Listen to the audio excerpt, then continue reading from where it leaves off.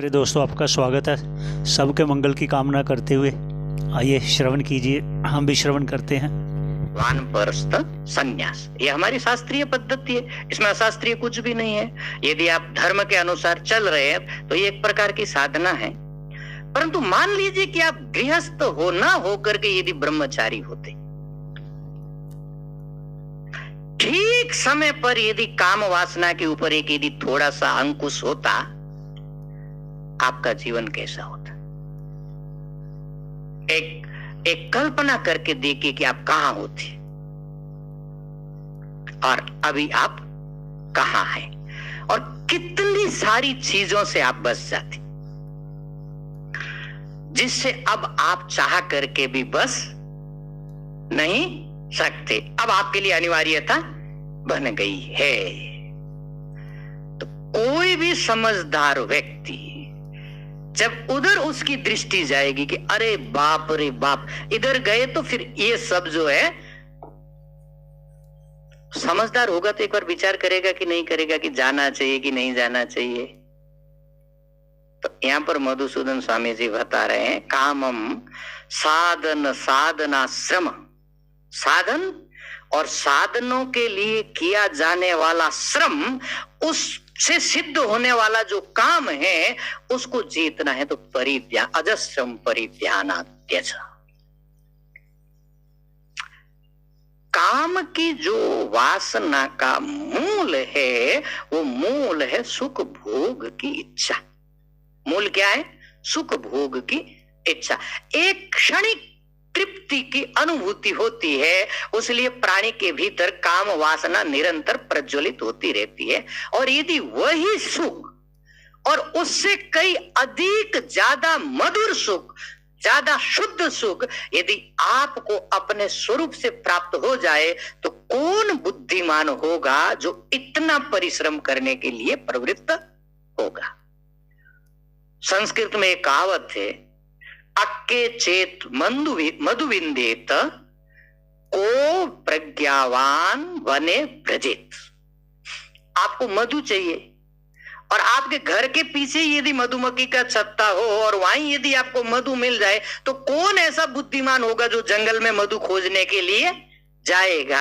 हमारे को एक चीज चाहिए, सुख अनुभूति चाहिए, आनंद चाहिए। आनंद के बिना हमारा मन तृप्त नहीं होता है। उस आनंद की पूर्ति के लिए एक समय पर काम वासना उसका एक विकल्प उभर करके सामने आता है कि इसके माध्यम से आनंद अनुभूति की जा सकती है, परंतु उसके साथ हजार प्रकार की और समस्याएं जुड़ी हुई है। वो आपका एकदम व्यक्तिगत अनुभव है, ये शास्त्रकार कोई कल्पना करके नहीं बोल रहे हैं। और वही यदि ध्यान से मिल जाए तो कोई बुद्धिमान उधर जाना नहीं चाहेगा।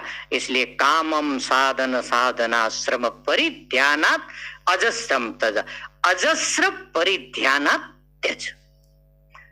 इस प्रकार इसमें दो चीज की ध्वनि होती है।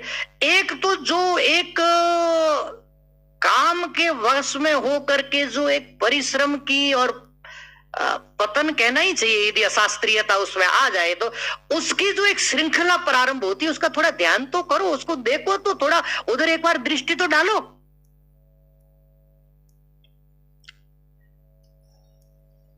ये हम लोग कर नहीं पाते, और बहुत बार भी करते भी हैं। ऐसा विचार भी आता है तो कब आता है? जब बहुत सारी ठोकरें लगने के बाद और जब उसमें अच्छी तरह से उलझ जाते हैं, तब तो भैया चक्रव्यूह में हम फंस गए, अब तो पीछे आने का और कोई रास्ता नहीं है। अजस्र परिध्यानात्, जब आपको पैर रखना हो तो एक बार पैर रखने से पहले अजस्र परिध्यान कर दो, ये चीज मुझे कहां ले जाएगी। और परिध्यान गीता जी ने बता दिया कैसे करना। हाँ मां, कुछ पूछे? अजस्र मान निरंतर, निर्मल, जैसे बोलते ना अजस्र जल धारा। अजस्र जल धारा का मतलब अविच्छिन्न और निर्मल। तो कैसा ध्यान करना? संगात संजायते कामः, यदि मैं इसमें फंसा तो फिर क्या होगा? कामात् क्रोधो विजायते, काम होगा तो क्रोध जरूर आएगा, क्रोध होगा तो क्रोधात् भवति सम्मोह, ये जो मेरा पूरा वैल्यू सिस्टम है, ये जो कुछ विद्या मैंने सीखी है, जीवन पद्धति मैंने सीखी है, जब घनघोर क्रोध आता है तो ये हमारा पूरा जो वैल्यू सिस्टम है ये हैंग हो जाता है। जो माँ है, जो पिता है, जो गुरु है, जो बड़े हैं, जो पूज्य हैं, उनके प्रति हम ऐसा आचरण कर लेते हैं जो कभी भी हमको शोभा नहीं देता, और क्रोध में कर लेने के बाद हम पछताते कि ये मैंने कर दी, ऐसा मुझे कभी नहीं करना चाहिए था। तो जब आपको नहीं करना चाहिए तो आपने उस समय क्यों किया? क्योंकि ये जो सोचने वाला सिस्टम है, ये जो संस्कार है, ये उस समय क्या हो गए थे? लुप्त हो गए थे। इसलिए मनुष्य एकदम पशु रूप होकर के व्यवहार कर देता है। ये क्रोध की सबसे बड़ी समस्या है। क्रोधात् भवति सम्मोहा, सम्मोहात् स्मृति विप्रनाश। ये स्मृति विप्रनाश हमने कुछ सीख के रखा है, बड़ों से कैसे व्यवहार करना है, बड़ों से कैसा बर्ताव करना है, बड़ों के प्रति क्या नहीं करना है, हमारी स्मृति में सारा क्या हुआ है? भरा हुआ है, और उसको यूज करते हुए हम व्यवहार करते हैं। परंतु जब क्रोध होता है तो इस स्मृति का क्या हो जाता है?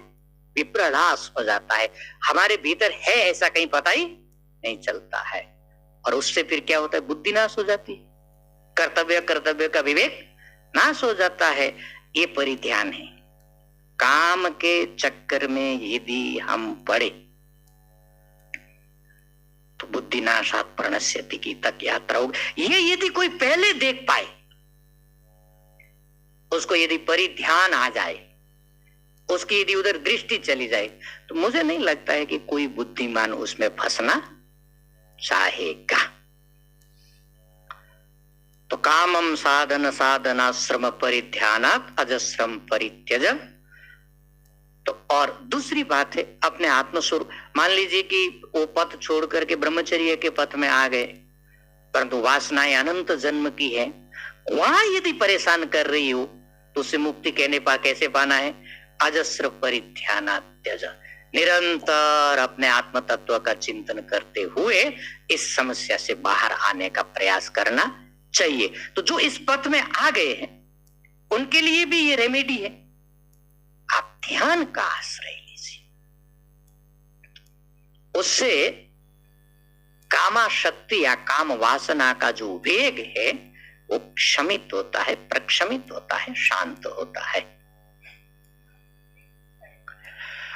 उस अर्थ में तो, क्योंकि बहुत सारे अर्थ में यहाँ पर ये जो एक ट्रिक है, काम, क्रोध और लोभ, उनको तीनों को लग रहे हैं, इसलिए माने वो प्रत्येक चीज को काम कहा जाता है, परंतु यहाँ पर विशेष फोकस है जो हमारी एक इंद्रिय तृप्ति के लिए जो भोग वासना की इच्छा है, उसके ऊपर यहाँ मुख्य ध्यान है। बाकी हर एक चीज को तो काम कहा ही जाता है, उसके लिए सामान्यतः इच्छा शब्द प्रयोग होता है। और दूसरा है क्रोधम।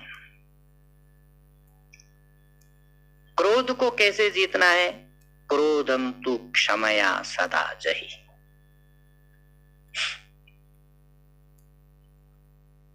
क्रोध भी जीवन की एक बहुत बड़ी समस्या है।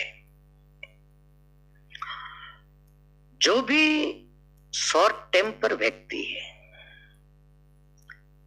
जिसके भीतर से झटिति कोई उठ करके आता है, उनके जीवन में बहुत सारी समस्याओं की सृष्टि होती है। हम सारी जिंदगी लगाते हैं किसको? रिश्तों को गढ़ने में।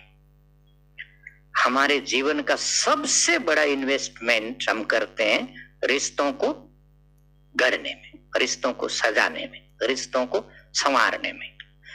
और घनघोर क्रोध क्या करता है? रिश्तों के ऊपर आघात करता है, आघात करता है। मान लीजिए आपने किसी मित्र को बुलाया और उसकी बहुत सेवा की, और ऐसी सेवा की आपने कि आपने उसका दिल जीत लिया। आपका रिश्ता मीठा होगा कि नहीं होगा? परंतु झटिति मित्र के हाथ से एक ठोकर लगी और आपके कोई एक कीमती गमला था, गिर गया और टूट गया, और आप पहुंच गए 7वें आसमान में। अरे तेरी आंख फूटी हुई है क्या? तुमको इतना सा नहीं दिखता है कि ये चीज मैं कहां से लाई थी, मैं कैसे लाया था, इसके साथ मेरी क्या चीजें जुड़ी हुई थी, तुमने उसको नष्ट कर दिया। आखिर हो तो हुई ना। आपने ये जो पहले इतनी सेवा की थी, उतना इन्वेस्टमेंट किया था, उसका क्या होगा? गया, नष्ट होता है कि नहीं होता है? ये महाराज का काम है, क्रोध महाराज का। हमारे जीवन में क्रोध बहुत सारी समस्याएं क्रिएट करता है। एक तो हमारे पूरे संस्कारों, माने आपने विचार करके अपने भीतर भी देखा होगा, और सामने वाला यदि कोई अत्यंत क्रोधी व्यक्ति हो तो भी देखा होगा, ऐसा लगता है कि वो व्यक्ति नहीं है जिसको हम जानते हैं। जब गहरे क्रोध से भर करके कोई व्यवहार करता है, आप चौंक जाएंगे कि अरे ये वो आदमी नहीं है जिसको हम जानते हैं। उनकी भाषा, उनका एक्सप्रेशन और उनकी तमतमाहट ऐसी बताती जैसे कोई आग की लपटें निकल रही हो, और सामने वाले सब कुछ जला करके भस्म कर रही हो। तो ये आग जब तक स्वयं को गर्म नहीं करेगी तब तक दूसरे को जला नहीं सकती। इसलिए भीतर से गहरा जलाती है क्रोध हमको। क्रोधम तु क्षमया, ये जो जीवन की महान समस्या है, इसको कैसे जीतना है? क्षमा के माध्यम से। हम भी गलती करते हैं, आपसे भी गलती हो सकती है, इंसान गलती करे ये इंसान के लिए बहुत स्वाभाविक है। इसलिए क्षमा का भाव रखने से क्रोध शांत होता है, ठंडा होता है, और जिस व्यक्ति में क्रोध नहीं होता वो व्यक्ति बहुत मीठा लगता है।